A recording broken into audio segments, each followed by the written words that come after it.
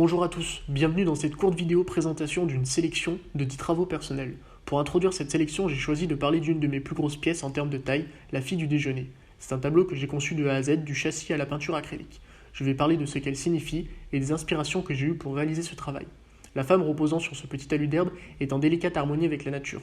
À l'opposé du chef-d'œuvre de Manet ou bien de Matisse avec la joie de vivre, le petit coin de forêt où elle se trouve semble d'un calme presque frustrant.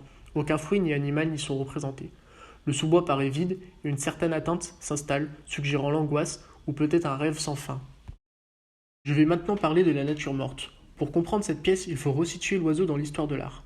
L'oiseau est un archétype de la liberté qui traverse l'histoire de l'art, des cages à oiseaux vides suspendues dans la chambre du pape dans son palais à Avignon, à Matisse.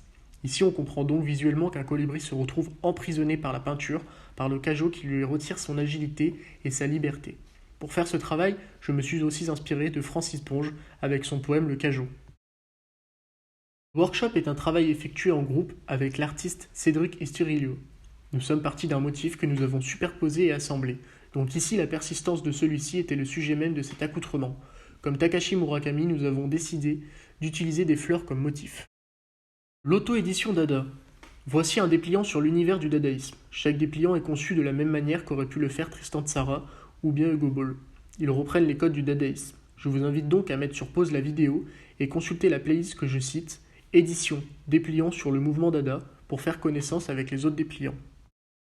Useless Machine est une maquette en pâte à modeler créée à la manière de Nick Park. Elle fait référence au travail de Jean Tinguely avec ses machines comme par exemple son cyclograveur. C'est une machine complexe dont personne n'est capable de savoir la faire fonctionner, sauf cet homme dans sa combinaison. Au contraire de dessiner, cette machine a pour but de nous faire rencontrer Dieu. Le dessin d'observation est issu d'une série de plusieurs dessins que j'ai réalisés. J'ai choisi de montrer celui-ci car à mon sens, c'est le plus complexe et le plus intéressant des autres. Il représente une aire de jeu constituée pratiquement que de poteaux. Footporn est une installation anachronique, le but étant de mélanger le côté bourgeois des collectionneurs d'œuvres d'art avec l'arrivée des feuilles d'or sur les cadres au XVIIe siècle, avec l'aspect contemporain du footporn et de la consommation excessive. L'empreinte est une série de photos assemblées. J'ai tenté lors d'une journée entière de suivre la trace de quelques artistes de rue. Cet assemblage reprend la forme d'un poteau, car j'ai pu constater à travers mes recherches que c'était la surface la plus utilisée par ces artistes. Scorsese Vegas, c'est une maquette qui reprend les codes des architectures idylliques de Las Vegas. Ici, ce sont les fils suspendus avec des morceaux de tissu qui évoquent l'aspect tragique au-delà des splendeurs de cet univers. Cela peut aussi être libre d'interprétation. Quant à moi, je pense à la scène où Nicky se fait abattre et enterrer vivant dans le film Casino de Martin Scorsese.